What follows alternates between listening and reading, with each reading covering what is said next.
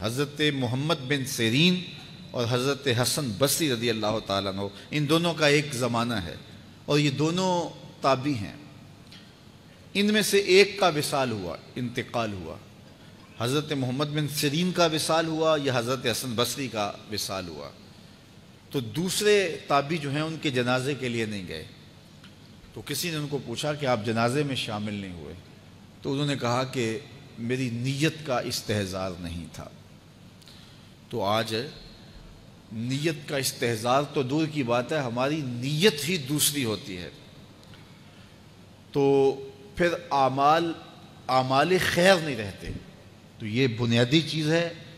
تو جو لوگ حج کرنے جا رہے ہیں وہ اپنی نیت کا استحضار اور نیت کی تنقیح اس کو اپنے اوپر لازم قرار دیں کہ کوئی اور غرض شامل نہ ہو، رضا الہی کا حصول یہ بنیادی نقطہ ہے حج کے مقاصد میں سے، کہ بندہ اس لیے اللہ کے حضور حج کرنے کے لیے جا رہا ہے۔ تو حاجی تو وہ بن ہی جائے گا، خود بخود ہی ہو جائے گا۔ اچھا، کئی لوگوں کا یہ خیال ہوتا ہے کہ میں نے ایک حج کیا ہے تو حاجی بن جاؤں گا، اور زیادہ حج کیے جائیں گے تو پھر الحاج بن جاؤں گا۔ تو یہ ایک عوام کی غلط فہمی ہے۔ حاجی اور حاج ان دونوں کے اندر کوئی فرق نہیں ہے۔ حاجی بھی اس میں فاعل کا صیغہ ہے اور حاج بھی جو ہے وہ اسی معنی میں ہے۔ تو حاجی ہو یا حاج ہو، الحاج ہو، الحاج الف لام تو معرفہ کے لیے لگ گیا۔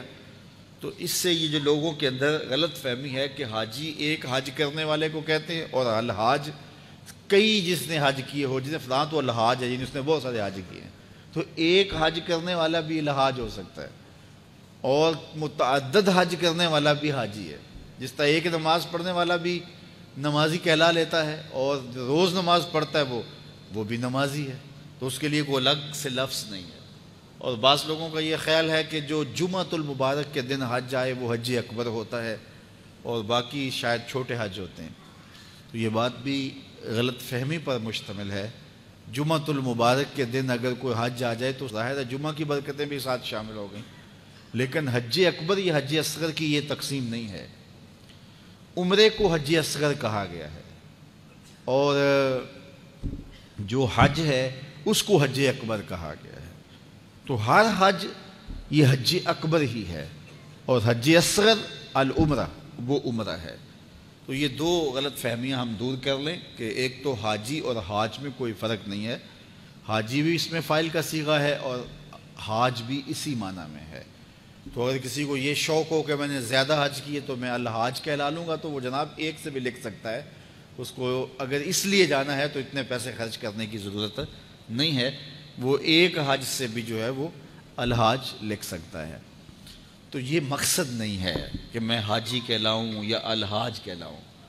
اگر یہ مقصد ہو گیا تو پھر یہ ساری کی ہوئی محنت ضائع چلے گی۔ مقصد رضائے الہی کا حصول ہے۔